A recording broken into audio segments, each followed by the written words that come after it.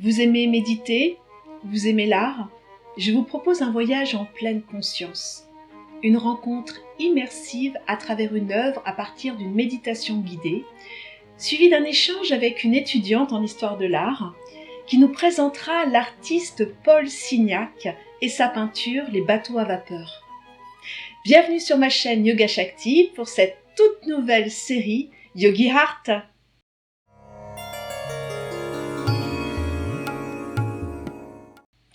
Mais juste avant de vous guider et de vous accompagner tout au long de cette méditation, je vous invite, si vous ne l'avez pas déjà fait, à vous abonner et à activer la cloche afin d'être informé des dernières mises en ligne des vidéos de Yoga Shakti. Votre soutien est important si vous souhaitez d'autres vidéos de ce genre.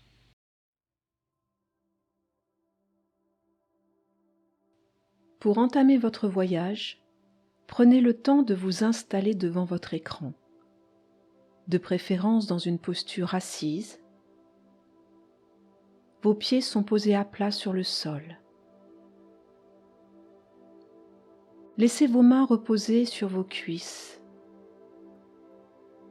Veillez à ne pas être dérangé pendant ce moment rien que pour vous. Couvrez-vous pour ne pas avoir froid.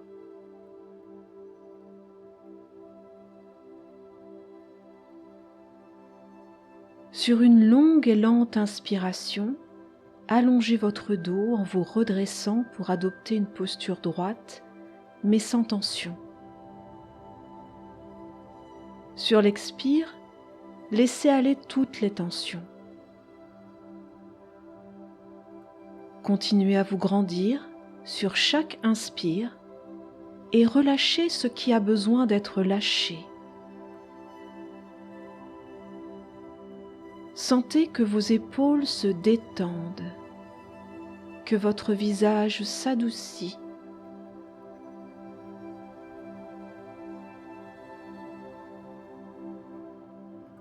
Accueillez ce début de détente et laissez vos yeux se fermer doucement afin de rentrer dans votre monde intérieur et offrir de l'espace à ce qui est là.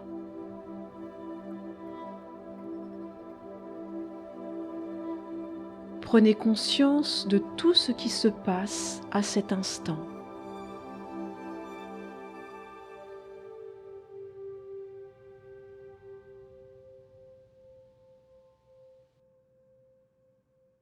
Portez votre attention sur votre corps et mettez-vous à l'écoute de vos sensations. Comment vous sentez-vous ?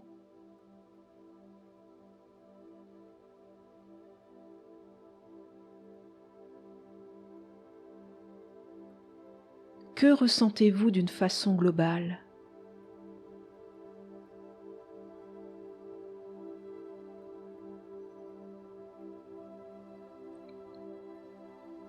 Observez votre corps installé dans cette position.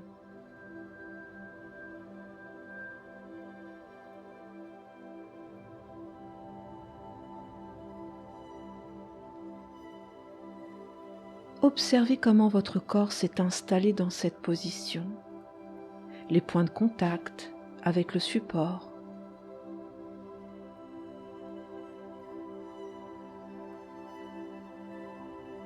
Prenez conscience de votre respiration.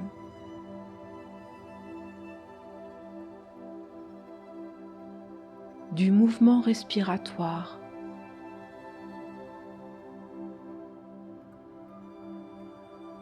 Suivez le va-et-vient naturel de votre souffle.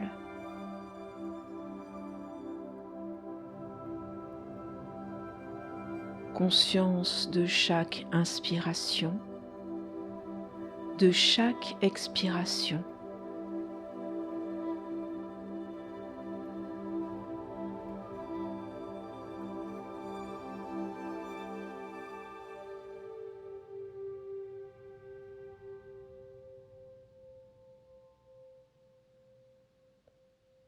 Le souffle nous ramène dans l'instant présent et dans l'intimité de notre intériorité. Respirez par le nez, à votre rythme, en accompagnant jusqu'au bout chaque souffle d'inspire et chaque expire.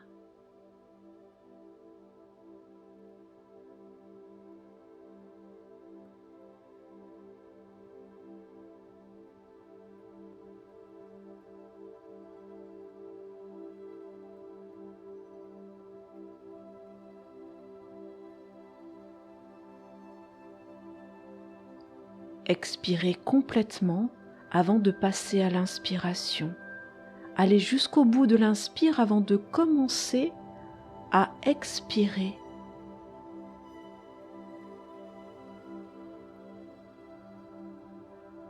Ne forcez rien.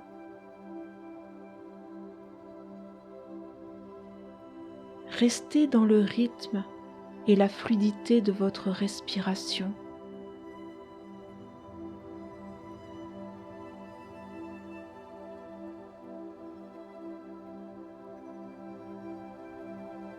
Puis, avec beaucoup de douceur, ouvrez les yeux et observez l'œuvre qui se présente à vous.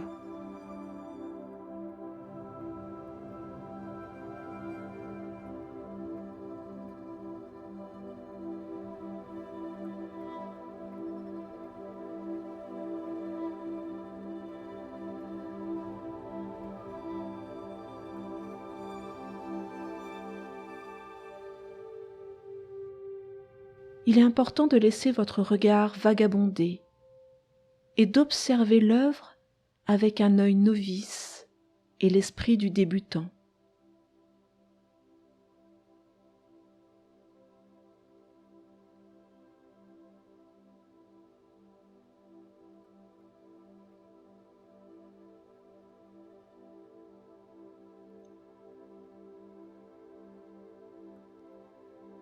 Au premier abord, des centaines de petites touches de peinture régulières se présentent à vous.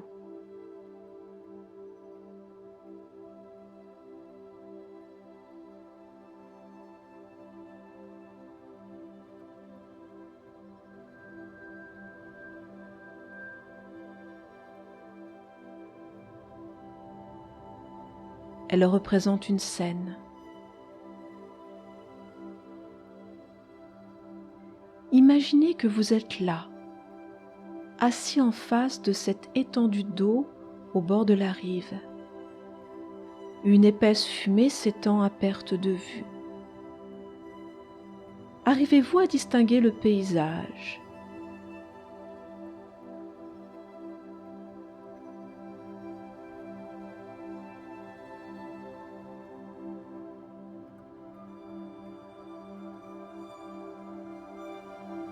Que voyez-vous ?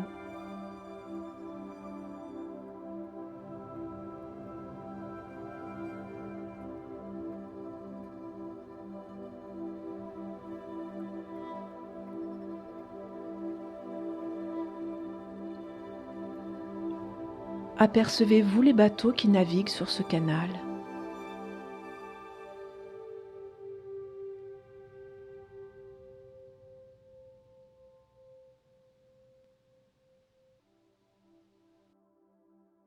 Il y en a de gros et d'autres plus petits.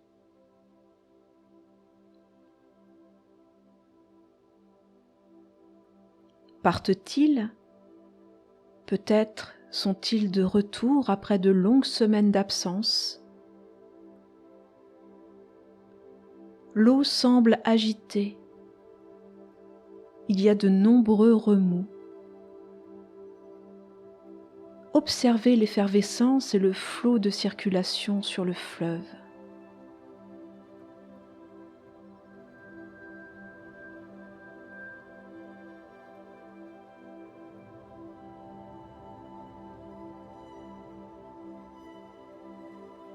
Ensuite, prenez un instant, en fermant les yeux, pour prendre conscience de ce qui se passe en vous.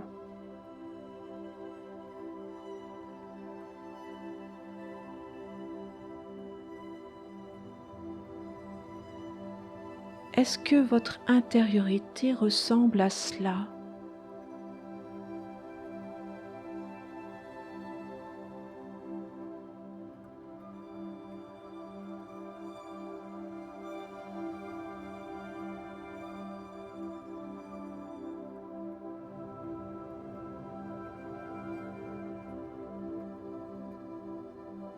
agité avec de nombreux remous ou au contraire calme et paisible.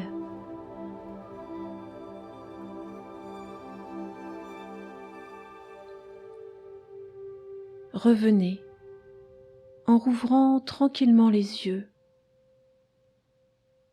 Les fumées sont très denses, mais laissent percevoir à l'horizon un pont. C'est le chemin le plus court pour aller d'une rive à une autre. Au bout de ce pont, observez un ensemble de maisons, sûrement la ville.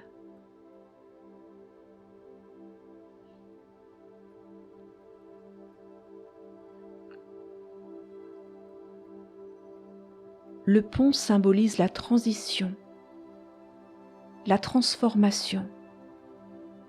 Avez-vous envie d'emprunter ce pont et de quitter l'agitation pour rejoindre un coin plus tranquille de la cité ?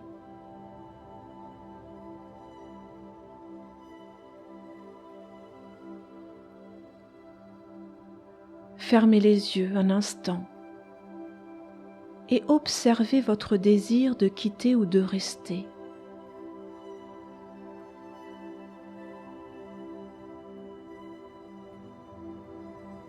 Quelles sont vos sensations dans votre corps ?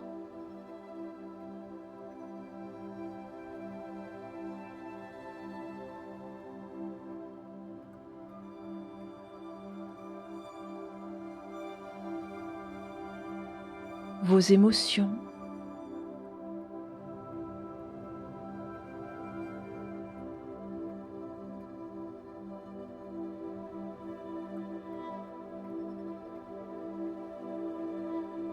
Vos ressentis, ici et maintenant.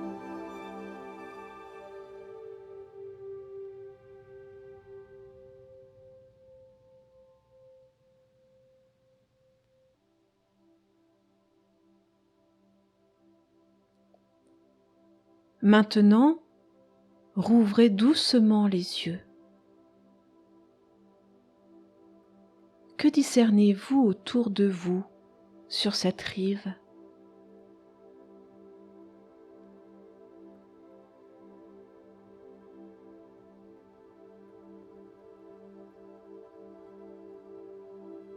Voyez-vous les bateaux qui ont ou qui vont accoster devant vous ?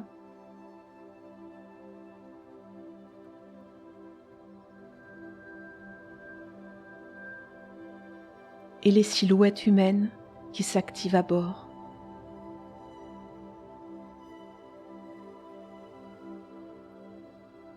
Percevez-vous l'odeur de l'air ambiant ?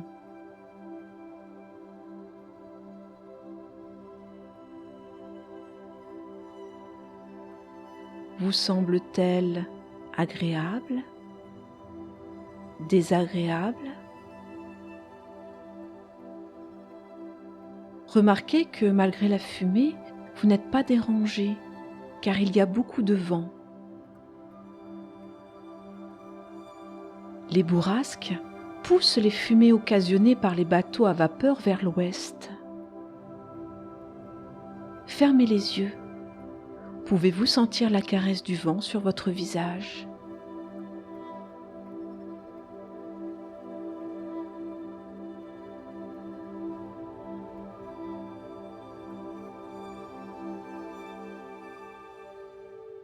L'air sur votre peau ?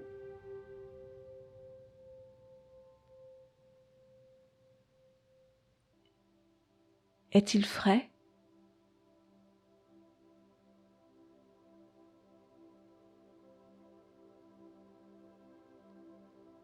Entendez-vous les bruits environnants ? Le bourdonnement des bateaux à vapeur ?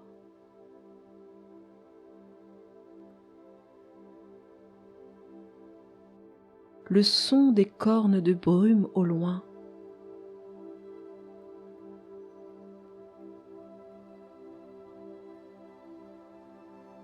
Leurs différentes tonalités ?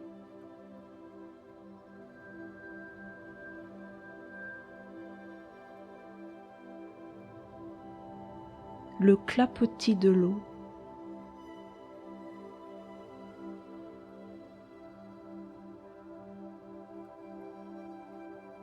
Peut-être percevez-vous le bruit de la ville sur l'autre rive.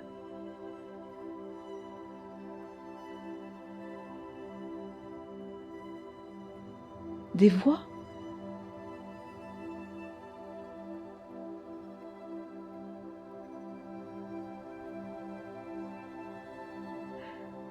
Laissez venir les sons sans les juger. Observez leur apparition, leur disparition, les temps de silence peut-être.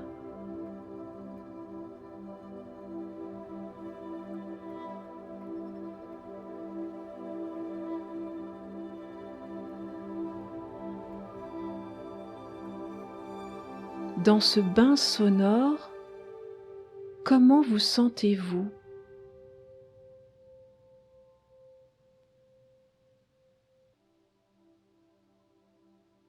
Accueillez vos ressentis.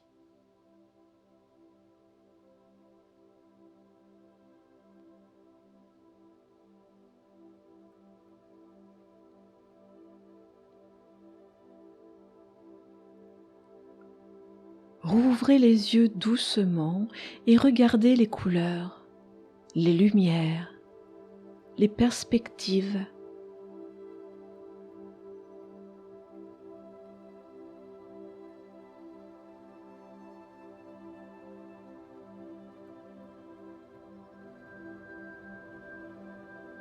Tout est là. Et pourtant, si vous vous approchez tout près, vous ne verrez plus que des points de couleur.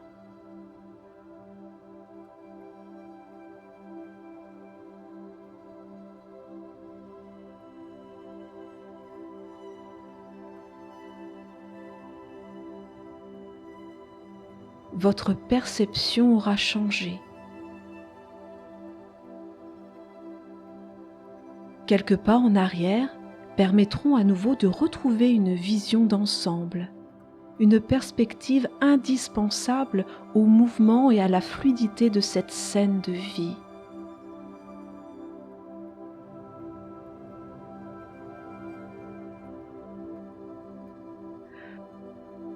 Lorsqu'une situation devient trop difficile à gérer dans votre vie, vous avez l'impression que cette fois, ça y est, vous n'allez pas vous en sortir.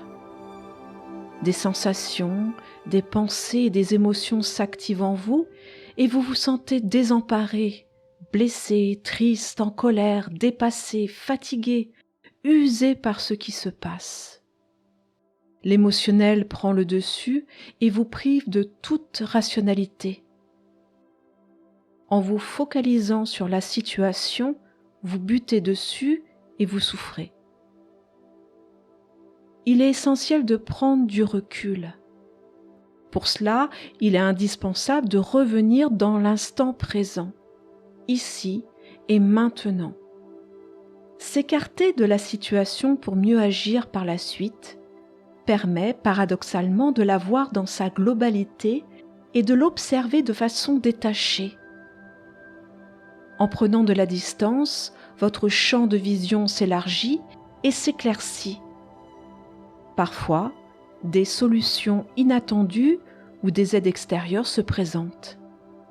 Prendre du recul et temporiser offre la possibilité de cerner clairement votre rôle, votre intérêt et votre objectif. Apprendre à répondre avec attention plutôt que réagir de façon automatique permet finalement d'avancer.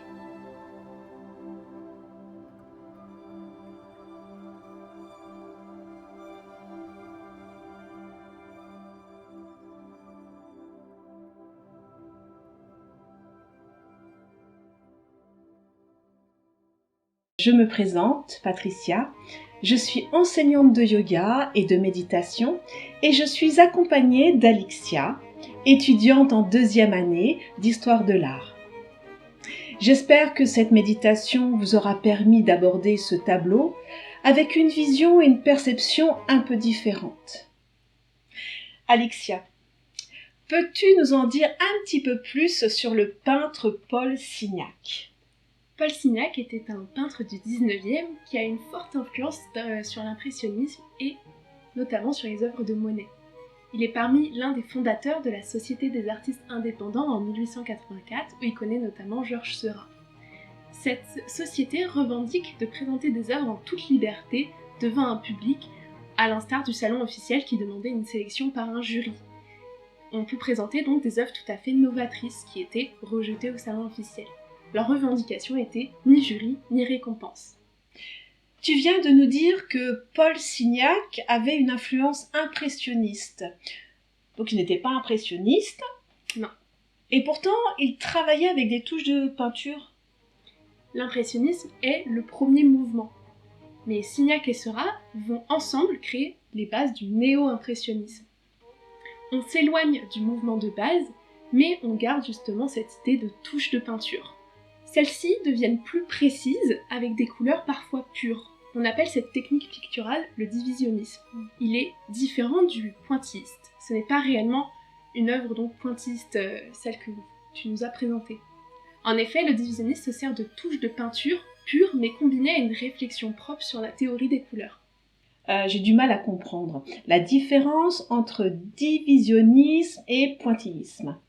Alors, les touches de couleurs sont juxtaposées et se chevauchent les unes les autres, ce qui crée alors une association de couleurs, parfois primaires, parfois complémentaires.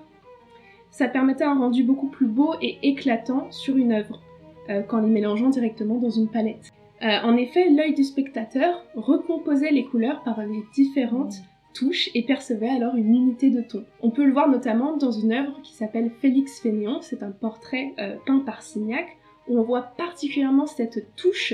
L'orange est créé à base de petits points jaunes et rouges, et on remarque que ce mélange, donc justement quand on s'éloigne, donne du orange. C'est une technique très complexe qui casse totalement avec la liberté de création de l'impressionnisme. Mais est-ce que les œuvres de Paul Signac avaient un côté très moderne à son époque? Mais justement, il est très novateur déjà par ce néo-impressionnisme qui casse totalement du coup avec l'impressionnisme, et en plus le fait qu'il ait été un des artistes dans la Société des artistes indépendants montrait réellement qu'il avait envie de se mettre en marge du salon et donc de créer des œuvres nouvelles. Lesquelles? Il est l'un des premiers à acheter les œuvres de Matisse, notamment son œuvre Luxe, calme et volupté, où justement Matisse s'essaye lui aussi au divisionnisme. Il parle de cette toile avec ses propos. C'est une toile faite avec les plus pures couleurs de l'arc-en-ciel. Toutes les toiles de cette école, il part ici du divisionnisme, produisent le même effet. Cependant, cette tentative ne plaît pas réellement à l'artiste et va créer un tout nouveau style, le fauvisme. Il est aussi l'un des amis du célèbre peintre Vincent van Gogh. Ils vont ensemble peindre sur les bords d'Asnières.